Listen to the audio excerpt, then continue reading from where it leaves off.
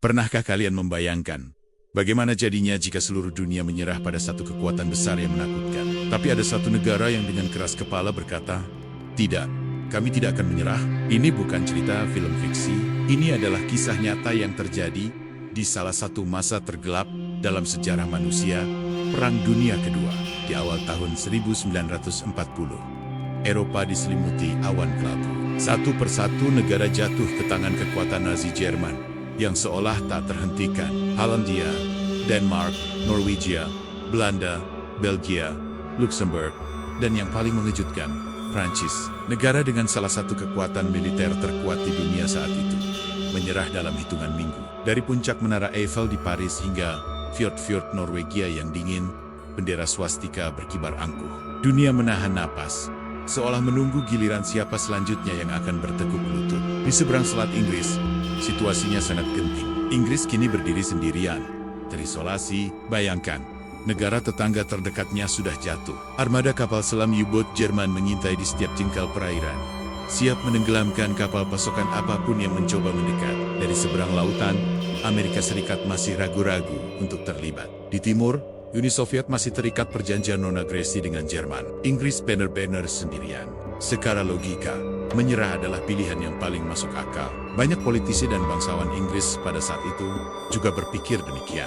Mereka melihat kehancuran di Eropa dan berpendapat bahwa berdamai dengan Hitler adalah satu-satunya cara untuk menyelamatkan kerajaan Inggris dari nasib yang sama. Toh, apalah artinya sebuah negara pulau kecil melawan sebuah kekaisaran yang telah menaklukkan hampir seluruh benua Eropa? Namun, di tengah keputusasaan itu, muncullah seorang pria yang menolak untuk menyerah. Seorang pria dengan cerutu ikonik dan suara yang menggelegar, Winston Churchill. Baru saja diangkat menjadi Perdana Menteri, Churchill menghadapi pilihan terberat dalam hidupnya. Haruskah ia bernegosiasi untuk perdamaian, yang kemungkinan besar berarti Inggris akan menjadi negara boneka Jerman, atau haruskah ia mempertaruhkan segalanya, nasib jutaan rakyatnya, untuk melawan sebuah kekuatan yang tampaknya mustahil dikalahkan? Disinilah momen penentuan itu terjadi. Di hadapan parlemen dan seluruh rakyatnya yang mendengarkan melalui radio, Churchill menyampaikan salah satu pidato paling legendaris dalam sejarah.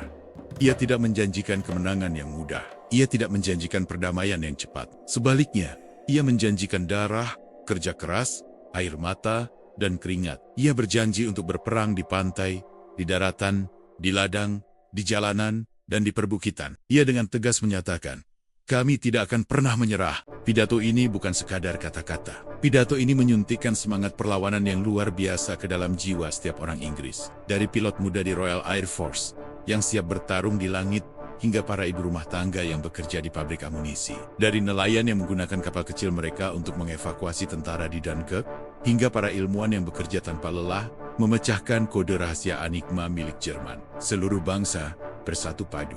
Lalu dimulailah Battle of Britain, atau Pertempuran Britania. Selama berbulan-bulan, langit Inggris menjadi arena pertarungan hidup dan mati. Luftwaffe, angkatan udara Jerman yang perkasa, melancarkan serangan udara besar-besaran setiap hari, mencoba menghancurkan angkatan udara Inggris, dan memaksa mereka menyerah. Kota-kota seperti London dan Coventry dibombardir tanpa henti dalam serangan yang dikenal sebagai The Blitz. Setiap malam, sirene meraung-raung, dan penduduk harus bergegas ke tempat perlindungan bawah tanah. Tidak tahu apakah rumah mereka masih akan berdiri keesokan paginya. Kehidupan berubah total. Makanan dijatah, jendela-jendela ditutup dengan kain hitam untuk mencegah cahaya terlihat dari udara. Anak-anak dievakuasi ke pedesaan untuk keselamatan mereka. Namun, di tengah semua kesulitan dan ketakutan itu, semangat Inggris tidak padam. Mereka punya slogan yang sangat terkenal, "Keep calm and carry on." Tetap tenang dan lanjutkan hidup. Mereka membuat teh di tengah reruntuhan, mereka bercanda di tempat perlindungan bom, dan mereka menolak untuk ditaklukkan. Para pilot RAF, yang oleh Churchill disebut The Few, atau segelintir orang, menjadi pahlawan. Dengan jumlah yang jauh lebih sedikit, mereka bertarung dengan gagah berani melawan gelombang pesawat Jerman. Setiap hari, mereka mempertaruhkan nyawa, terbang hingga batas kemampuan fisik dan mental mereka. Keberanian mereka didukung oleh sistem radar canggih yang baru dikembangkan, dan kerja keras kru darat, berhasil memberikan perlawanan yang tidak pernah diduga oleh Jerman. Kemenangan Inggris dalam Pertempuran Britania adalah titik balik yang krusial dalam Perang Dunia Kedua.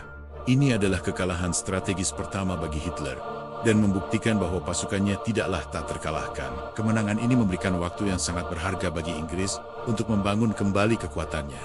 Lebih penting lagi, keberanian Inggris menginspirasi dunia. Ini menunjukkan kepada negara-negara lain, terutama Amerika Serikat, bahwa perlawanan terhadap tirani masih mungkin dilakukan. Tanpa keputusan Inggris untuk terus berjuang, sejarah mungkin akan berjalan sangat berbeda. Mungkin tidak akan ada pendaratan di Normandia. Mungkin Eropa akan selamanya berada di bawah kekuasaan Nazi. Keputusan satu negara untuk berdiri teguh saat yang lain jatuh telah mengubah arah sejarah dunia. Ini adalah bukti nyata bahwa semangat manusia, keberanian, dan tekad untuk tidak menyerah bisa mengalahkan kekuatan sebesar apapun.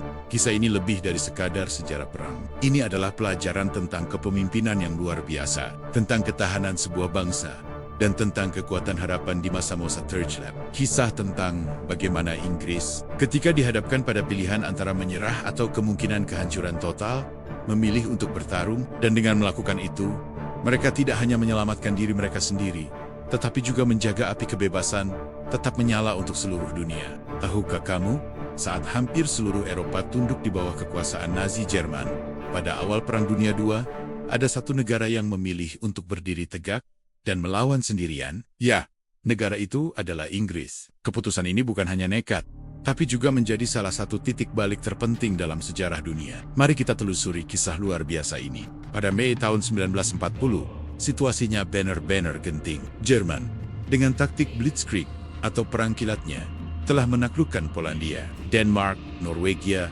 Belanda, Belgia, Luxembourg, dan yang paling mengejutkan, Prancis. Negara yang dianggap punya militer terkuat di Eropa daratan itu, menyerah hanya dalam 6 minggu. Ratusan ribu tentara sekutu, mayoritas dari Inggris dan Prancis, terjebak di pantai Dunkirk, menunggu evakuasi yang nyaris mustahil. Eropa seolah sudah diambang kekalahan total. Di tengah keputusasaan ini, banyak politisi berpengaruh di Inggris, termasuk Menteri Luar Negeri Lord Halifax, merasa bahwa jalan terbaik adalah bernegosiasi dengan Hitler. Mereka berpikir, melanjutkan perang sendirian adalah sebuah bunuh diri. Namun, Perdana Menteri yang baru diangkat, Winston Churchill, punya pandangan yang sama sekali berbeda. Baginya, negosiasi dengan Hitler sama saja dengan menyerah pada tirani. Dalam pidato-pidatonya yang membakar semangat, Churchill bersumpah bahwa Inggris tidak akan pernah menyerah. Ia berjanji akan melawan di pantai, di daratan, di udara, dan di lautan.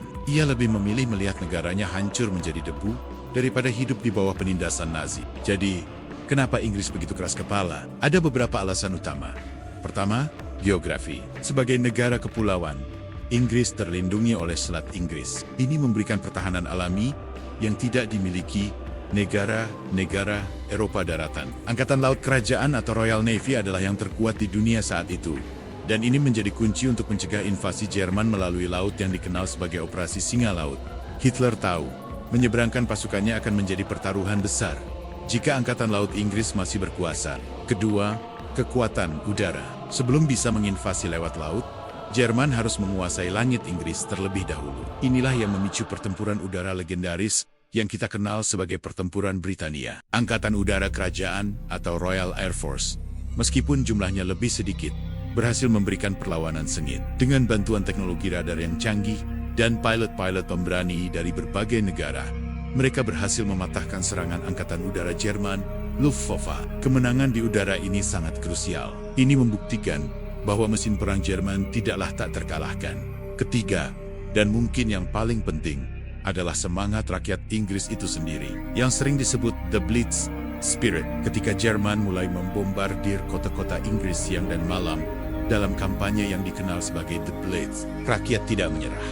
Mereka justru semakin bersatu. Mereka bekerja sama memadamkan api, menyelamatkan korban dari reruntuhan, dan tetap menjalankan kehidupan sehari-hari di tengah teror bom. Semangat perlawanan ini, yang dipimpin oleh tekad baja Churchill, menjadi fondasi kekuatan Inggris. Mereka percaya pada nilai-nilai kebebasan dan demokrasi, dan menolak untuk membiarkan ideologi Nazi menguasai dunia.